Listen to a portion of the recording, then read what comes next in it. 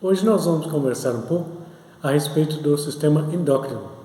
O sistema endócrino, ele, ao contrário de outros sistemas, ele ocupa uma área bem pequena. E para vocês terem uma ideia, para que pudéssemos juntar aí 1 quilo de tecido do sistema endócrino, precisaríamos retirar o sistema endócrino de 9 indivíduos adultos. Então, como vocês veem, é bastante pequeno. E além disso, ele é descontínuo. Nós vamos aqui usar um exemplo, sistema respiratório.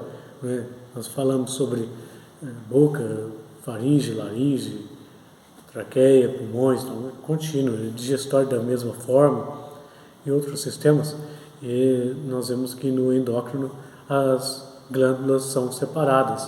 A glândula da hipófise na base do cérebro, a glândula tireoide no pescoço, a glândula pineal ali no teto do terceiro ventrículo. Vocês veem que são separadas as gônadas sexuais, testículo, ovário, pâncreas. Vocês veem que todas estão separadas umas das outras. Essa é uma importante característica do sistema endócrino. Nós também podemos dividir o sistema endócrino em 3 grandes grupos. Né? Seria o primeiro grupo em que são essencialmente compostos por células endócrinas. Então, as glândulas da hipófise, eu falei, fica na base do cérebro, ali a glândula pineal, né, lá no teto do terceiro ventrículo também, as glândulas tireoide, paratireoide, ali no pescoço, né, as suprarrenais, são exemplos aí desse grupo de órgãos essencialmente endócrinos. Um segundo grupo são aquele grupo de órgãos que nós temos aí células endócrinas, mas também eles contribuem para outros sistemas. Um exemplo é o pâncreas, que ele contribui significativamente com enzimas digestivas, portanto no digestório, e ele também secreta hormônios aí, como a insulina, o glucagon. Temos aí as gônadas também, testiculares e ováricas. E por fim, um terceiro grupo são aqueles órgãos que participam ativamente em um outro sistema, mas contribuem de uma maneira um pouco reduzida aí, né, no sistema endócrino. Podemos dar exemplo de coração ou os intestinos. Bom, a secreção desses hormônios, por meio dessas glândulas que eu vou comentar com vocês, ele depende aí de alguns estímulos. Pode ser estímulos neurais, pode ser estímulos humorais ou mesmo estímulos hormonais. No caso dos estímulos humorais, são aquelas glândulas que respondem a estímulos de níveis de íons ou fluidos do próprio sangue, componentes do sangue ali, que podem estimular. Vamos dar um exemplo, as glândulas paratireoides, elas regulam os níveis de cálcio no organismo. Então, à medida que esses níveis de cálcio diminuem, eles estimulam aí as paratireoides a secretar o hormônio PTH.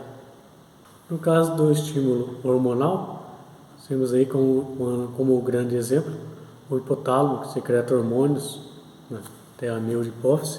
Isso estimula também a adenohipófise a secretar hormônios que, por sua vez, vão estimular aí outras glândulas do sistema endócrino a secretar os seus hormônios.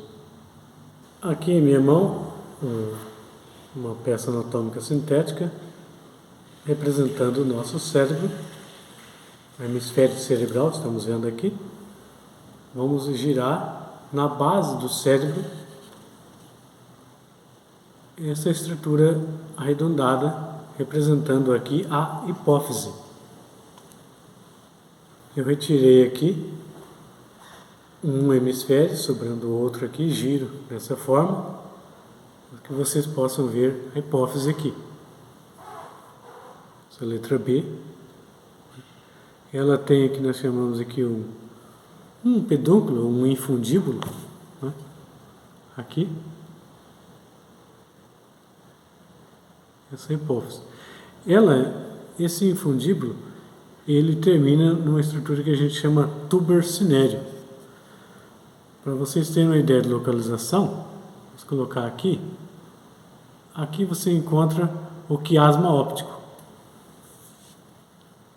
Quiasma óptico e embaixo corpos mabilares. Então, a hipófise ela se encontra na base do cérebro e ela tem pendurada pelo infundíbulo que se liga ao tuber cinério entre quiasma óptico e corpos mamilares. Ainda ela é dividida em neurohipófise, a parte anterior, e adenohipófise, a parte posterior.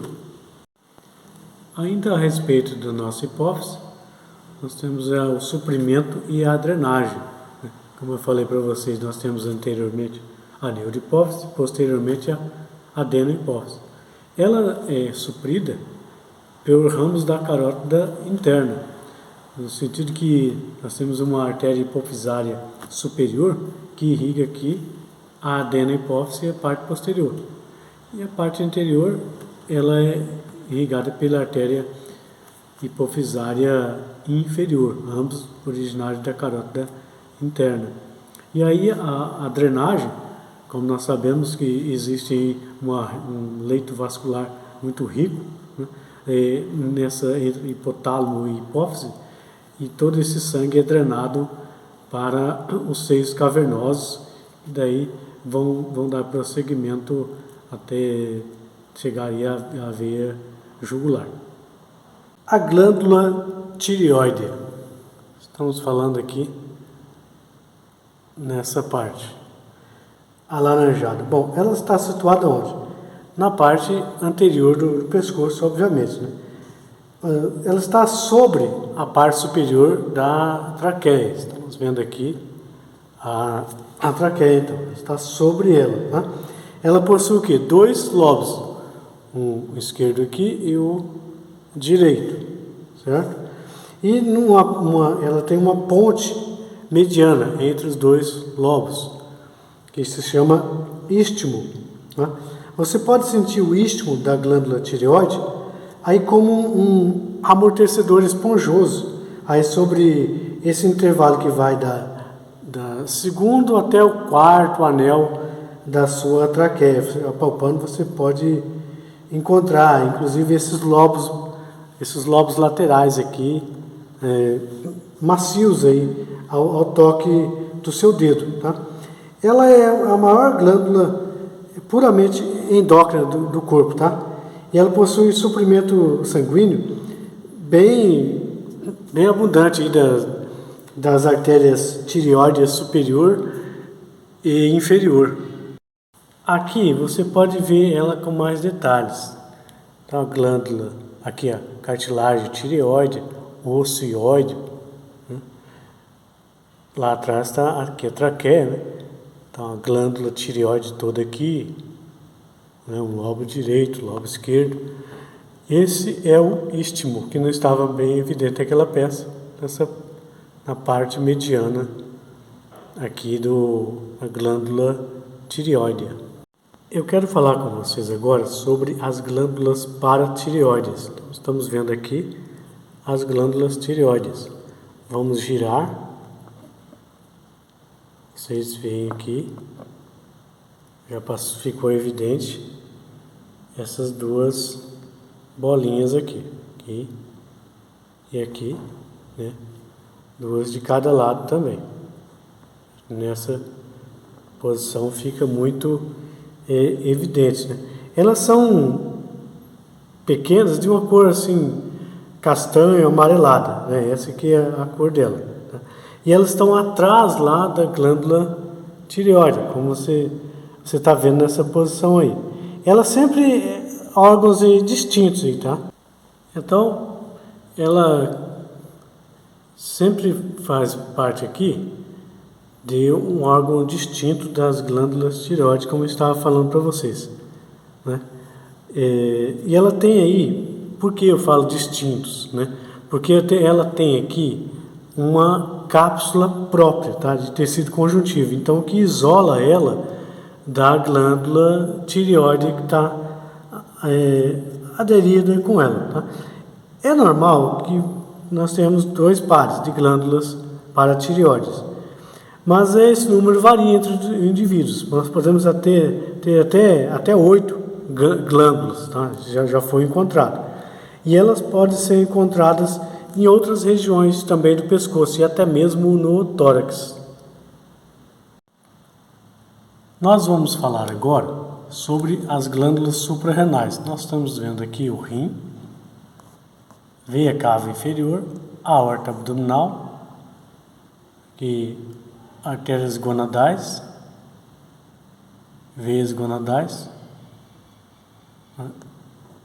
Aqui as glândulas suprarrenais, parece um chapeuzinho aqui no nosso rim. Esse é o baço, certo? Bom, essas glândulas suprarrenais que vocês estão vendo aí nessa posição, numa posição posterior, né, da cavidade abdominal, são órgãos em forma de pirâmide, tá? Tem assim, pode-se dizer também como uma lua crescente, né? Você pode encontrar essa definição, tá? E ela é bastante suprida, né? Você tem aí até 60, né, pequenas artérias suprarrenais, tá? E elas estão divididas em 3 grupos, tá? Você tem as artérias renais superiores, que elas vêm de onde? Da artéria frênica inferior. Lembra que eu falei da artéria lá da artéria frênica inferior, que sai da artéria aorta, e tem a artéria frênica superior, que parte também da aorta torácica, tá?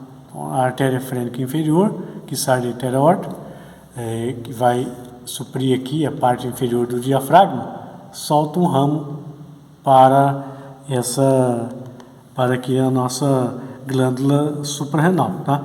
Você tem um outro grupo, que é as artérias suprarrenais médias, provenientes de onde?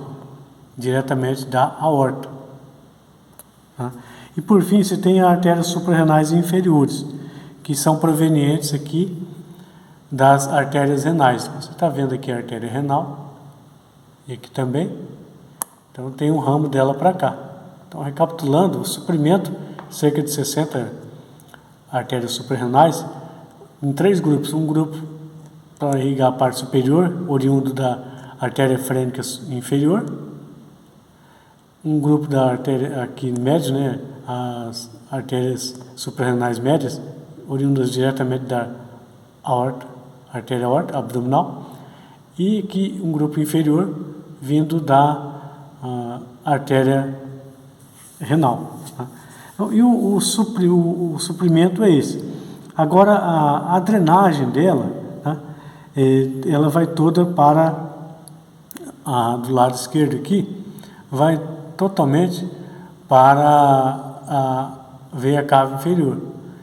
E a artéria suprarrenal direita, ela vai sendo drenada para a veia porta do fígado. Uma curiosidade aqui das suprarrenais é que lembra que eu falei na aula teórica que ela vira do avesso, né? De modo que a parte cortical ele fica para dentro, ela torna-se a medula da suprarrenal, fica bem pequena. E a parte medular, né, com vira do avesso, ela fica para fora. Então a parte, ela passa a se chamar o córtex da suprarrenal. Então o córtex fica bem espesso e dentro uma medula bem pequena. Isso faz com que nós temos em cada glândula suprarrenal 2 glândulas distintas, tá? Então, primeiro, uma medula da glândula suprarrenal. Ela é como se fosse assim, um agrupamento de neurônios, tá? É exatamente isso, porque ela deriva de onde? Lá da crista neural. E ela participa do quê? Da parte simpática do sistema nervoso autônomo. Enquanto que o córtex da suprarrenal, tá, circunda a medula, ele que forma aí a maior parte da glândula, né, que não é o esperado, tá? ele deriva de onde? Deriva do mesoderma somático. Tá? Então, o córtex e a medula secretam hormônios muito distintos, tá? Completamente diferentes uns dos outros. Por isso, por conta da sua origem distinta. Aqui está, então, o nosso encéfalo, hemisférios cerebrais, que eu estou segurando aqui, essa parte cinza, o cerebelo, e os bulbo e trato olfatório, quiasma óptico em branco, a hipófise aqui, tronco encefálico, ponte bulbo, pirâmide, e aqui do lado a oliva. Então, eu quero abrir aqui para vocês essa parte, para que eu possa mostrar a glândula pineal. Então, vocês acompanhando aqui, porque se eu abro de uma vez, vocês não vão entender de onde surgiu. Vamos abrir aqui.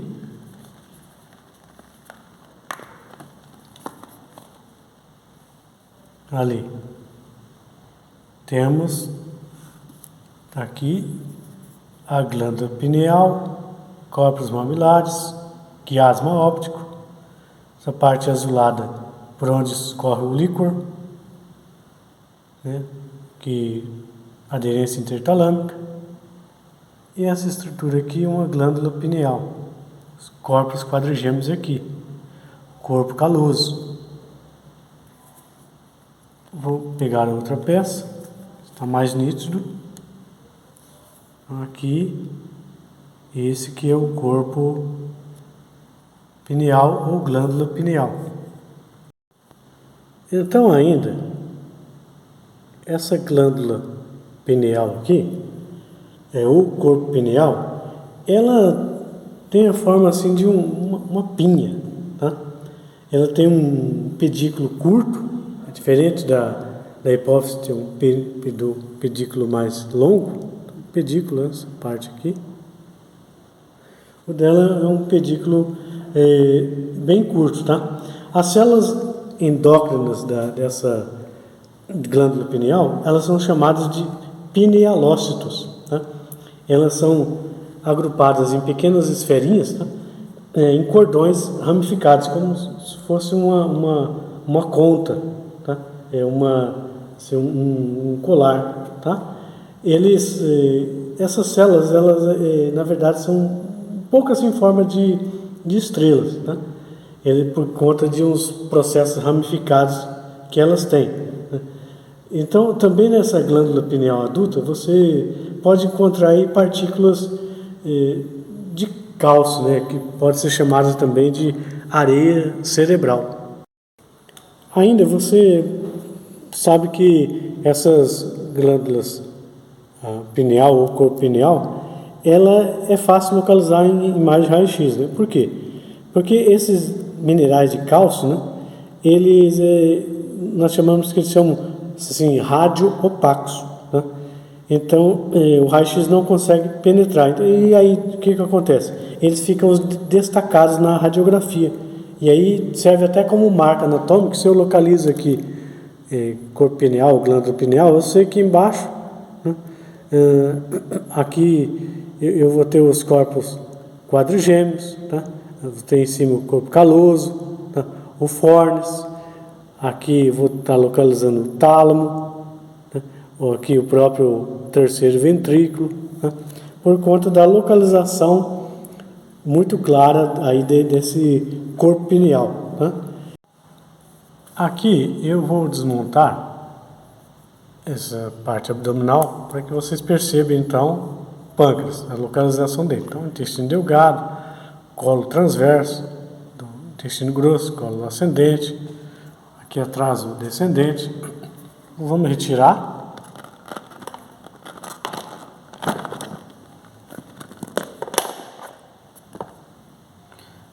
Está visível aqui o pâncreas, tá?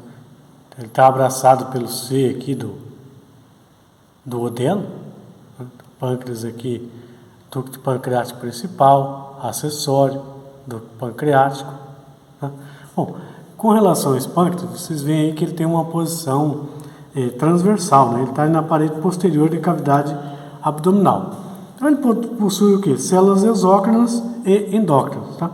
As células, a gente chama as células acinárias exócrinas, que fazem parte de uma parte da glândula.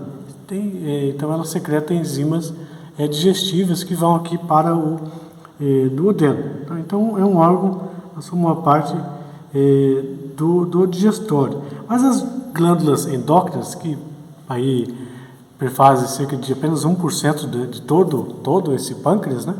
Você percebe que ele vai até o baço ali, né? A gente já viu muito sobre a circulação dele. A gente tem aqui que nós chamamos de ilhotas pancreáticas. As ilhotas pancreáticas, elas encerram dentro delas as células endócrinas. E a gente tem aí dois assim, tipos principais de células nessas ilhotas pancreáticas, né? Aí as células alfa, que elas secretam o quê? Lá o glucagon. Tá? Esse hormônio é um hormônio base proteica, né? Que ele regula as células hepáticas para liberar o quê? Glicose. Liberando glicose lá dos depósitos de glicogênio, tá? Para elevar o nível de açúcar no sangue. Sempre quando o nível de açúcar no sangue está baixo, né, o glucagon atua aí para liberar a glicose lá dos depósitos de glicogênio. E o contrário, no caso das células beta. Células beta, elas secretam insulina, tá? Que esse hormônio também é proteico, ele vai sinalizar a maioria das células do corpo captar a glicose do sangue e armazenar em glicogênio lá no nosso fígado, tá? Que vai diminuir o nível de açúcar no sangue. Você percebe? Então as células alfa fazem o contrário, elas liberam glicose dos depósitos de glicogênio quando esse está baixo. As células beta, elas liberam insulina para justamente captar a glicose do sangue e armazenar na forma de glicogênio lá no fígado. Tá? Isso aí tudo está acontecendo dentro do pâncreas. Ainda você tem aí dois tipos raros de células. As células delta, que secreta somatostatina, está relacionada aí glucagon e insulina também, tá? E também as células PP, que secretam polipeptídeo pancreático. Eu vou falar para vocês agora sobre essa estrutura aqui alaranjada acima do coração, que nós chamamos de timo, tá? Ele é um órgão bilobado, vocês veem aqui 2 lobos, tá? Ele está na parte inferior do pescoço, ele sim imediatamente atrás do osso externo. Então entre o osso externo e o coração, tá? Ele sim, esse é o timo. A maior importância dele é que os linfócitos imaturos são desenvolvidos ali para se tornar os linfócitos T. Né? No recém-nascido, então o timo ele continua a aumentar de tamanho durante a infância, né? Porque na infância ele é mais ativo, tá? E aí no final da adolescência ele começa a diminuir, a atrofiar gradualmente. E o tecido funcional dele é substituído aí por tecido fibroso e adiposo. Aí por volta dos 20 anos, né, nós podemos aí ter ainda 80% do seu tecido funcional. Mas aos 40 anos nós já teríamos aí no máximo aí 5%. E na velhice aí praticamente nada, né? O timo aí torna-se uma massa aí adiposa, até difícil de ser distinguido aí, tá? Do tecido circundante. Tá? Mas mesmo que ele fique atrofiado ao longo do tempo, né, ele continua produzindo células imunocompetentes durante toda a sua vida, né? Obviamente que na fase adulta numa proporção mais reduzida. Olha que informação relevante a respeito do timo. Tá? Ele difere dos outros órgãos, tá, linfáticos de 2 formas. Primeiro, ele atua estritamente na maturação linfócita. Tá? Então, é o único órgão linfático que não combate os antígenos aí, diretamente. Tá? Na verdade, essa barreira sangue-timo, análoga, vamos fazer uma comparação àquela barreira hematoencefálica, impede que os antígenos transportados pelo sangue vazem dos capilares tímicos e ative prematuramente os linfócitos imaturos, aqueles que vão ainda ser desenvolvidos para linfócitos T. E uma segunda diferença, essa estrutura tecidual do timo não é um tecido linfático verdadeiro. Tá? O timo ele surge do quê? Como uma glândula aí do epitélio que reveste a faringe embrionária. A estrutura tecidual básica dele é de células epiteliais estreladas, tá? Lá do timo, em vez de fibras reticulares. Essas células reticulares epiteliais, que secretam os hormônios tímicos, é que estimulam as células T, para que elas se tornem imunocompetentes.